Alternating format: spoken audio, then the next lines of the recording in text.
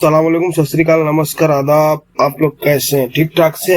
इंशाल्लाह ठीक ठाक से ही होंगे। जैसे कि आज सऊदी अरब की कुछ लेटेस्ट और जरूरी और बड़ी अपडेट्स आई हुई हैं जो कि आप लोगों के लिए बहुत ही इंपॉर्टेंट होने वाली है, तो आप लोग इस वीडियो को लास्ट तक जरूर देखना। जैसे कि आज की पहली अपडेट ओमान से आ रही है। ओमान के स्वास्थ्य मंत्रालय ने एक अलर्ट जारी किया है, जो कि आप लोगों को पता है कि एक नया वायरस आया हुआ है जिसका नाम मार्बर्ग वायरस डिसीज है, जिसका शॉर्ट नाम MVD है। जैसे कोविड था ऐसे ही, मतलब उससे कम है।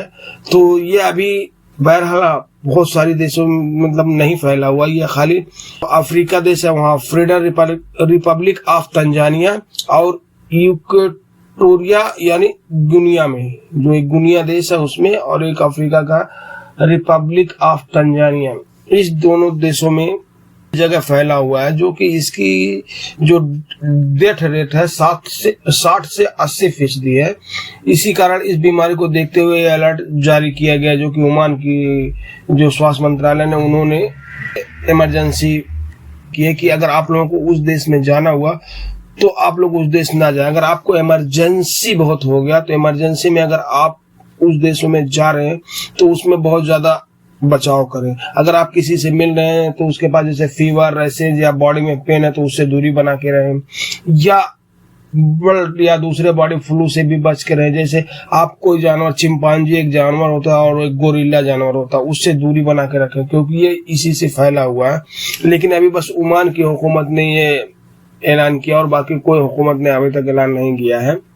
देशों में है जो कि साउथ अफ्रीका के देशों में है, एक दुनिया एक देश था, एक जो साउथ अफ्रीका में है कोई, तो वह बस इसी दो जगह में, तो घबराने की कोई जरूरत नहीं है। जैसे कोरोना वायरस उस तरह से नहीं है, लेकिन बहरहाल अगर उस देशों में आप लोग सफर है तो उसमें आप लोग बहुत सावधानी से सफर करें। अगली अपडेट, जैसे कि आप लोगों को पता है गल्फ कंट्री जितने सब मुसलमान कंट्री है, तो यहाँ रमजान चल रहे हैं। रमजान में ये लोग कुछ न कुछ जो है बहुत सारे मतलब ये लोग फायदा देते रहते हैं, कुछ ना कुछ ऐलान करते रहते हैं।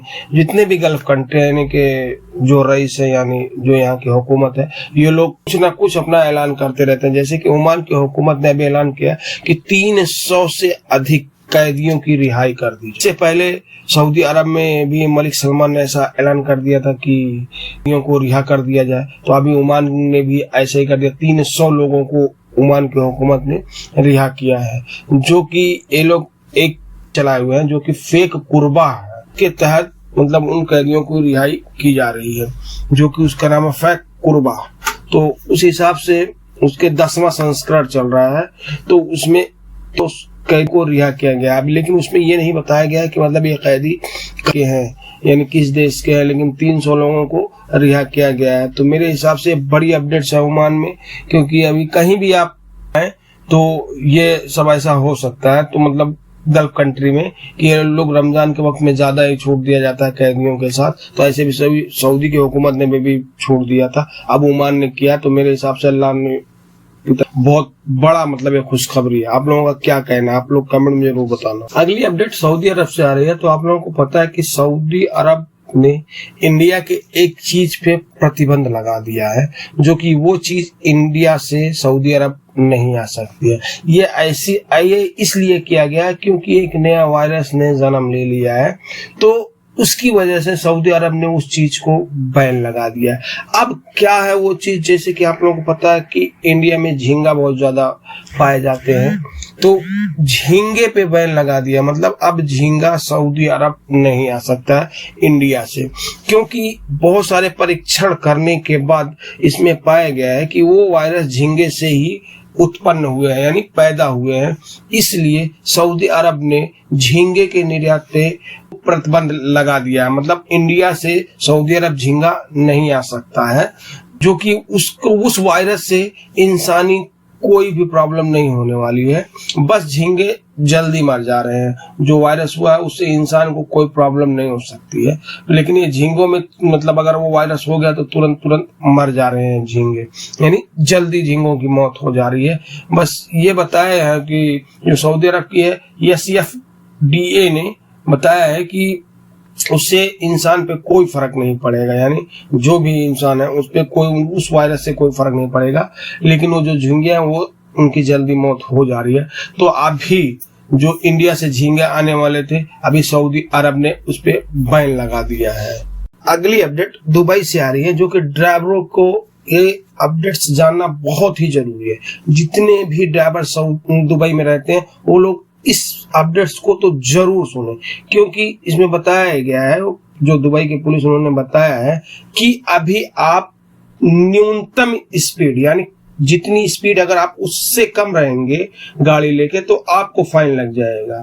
यानी ज्यादा भी जाएंगे तो फाइन लगेगा, कम भी रहेंगे तो फाइन लगेगा। तो जैसे कि दुबई के पुलिस का कहना है, शेख मोहम्मद बिन राशिद अल रोड पे 120 की मिनिमम स्पीड को लागू किया जाएगा। मतलब ये मिनिमम स्पीड 120 रहेगी। अधिकारियों ने साफ साफ कहा है, जो भी इस नियम का उल्लंघन करते हुए पाया जाएगा उसके खिलाफ जुर्माना लगाया जाएगा। अधिकारियों के द्वारा यह जुर्माना 1 मई से लगाना शुरू होगा। मतलब अभी नहीं चालू होगा, अभी 1 महीने की छूट दी गई है, 1 मई से चालू होगा। तो जो वहां के अधिकारी उन्होंने बताया है कि 120 किलोमीटर की स्पीड से कम पर वाहन चलाते हुए दिखेंगे, यानी 120 से कम पे अगर आप गाड़ी चलाते हुए दिखेंगे तो उनके ऊपर भी ये जुर्माना लगाया जाएगा, जो कि ये जुर्माना होगा 400 दिरहम। और आप इस रोड पे जाते हैं शेख मोहम्मद बिन राशिद रोड पे, तो आप उस पे 120 से नीचे ना जाए। हाँ, उसमें 3rd लेन पे छूट दी गई है, जो बड़ी गाड़ियां हैं वो उस पे कोई मुखालफा नहीं होगा, नहीं कोई फाइन नहीं होगा 3rd लेन पे। लेकिन 1st 2nd पे अगर आप जाएंगे तो आप 120 से नीचे भी नहीं जा सकते। अगर आप उससे नीचे रहेंगे तो आपको फिर 400 रियाल का फाइन लग जाएगा। तो दुबई में जितने भाई रहते हैं ड्राइवर्स, ये चीज एकदम ध्यान से देख लें। अगर आपका उस रोड पे जाना हुआ, यानी शेख मोहम्मद बिन राशिद रोड पे अगर आपको जाना हुआ, तो आप लोग ये समझ लें उसमें 120 से कम ना चले।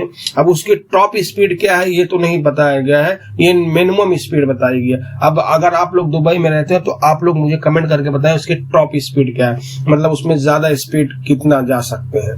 120 तो मिनिमम है, आप उससे कम नहीं चल सकते, तो उसकी टॉप स्पीड उन्होंने क्या रखी है तो आप लोग जरूर मुझे कमेंट में बताएं। क्योंकि अभी तक हमने यही देखा है कि अगर 120 की रोड है तो आप 120 के ऊपर नहीं जा सकते, नीचे कितना भी रहे कोई दिक्कत नहीं, उसके ऊपर जाएंगे तो आपको फाइन आ जाएगा। लेकिन अब अगर आप उससे नीचे भी रहेंगे तो आपको फाइन आ जाएगा। तो ड्राइवर्स मेरी इस बात का एकदम ध्यान रखें कि आप लोग ऐसी गलती ना करें, तो आपको 400 दिरहम का फाइन लग जाएगा। तो आप लोगों को वीडियो कैसी लगी? अगर अच्छी लगी तो प्लीज यार मेरे चैनल को सब्सक्राइब कर लें, लाइक करें, कमेंट करें, अपने दोस्तों को शेयर भी करें। फिर मिलते हैं इंशाल्लाह किसी नेक्स्ट वीडियो में, तब तक के लिए अल्लाह हाफिज।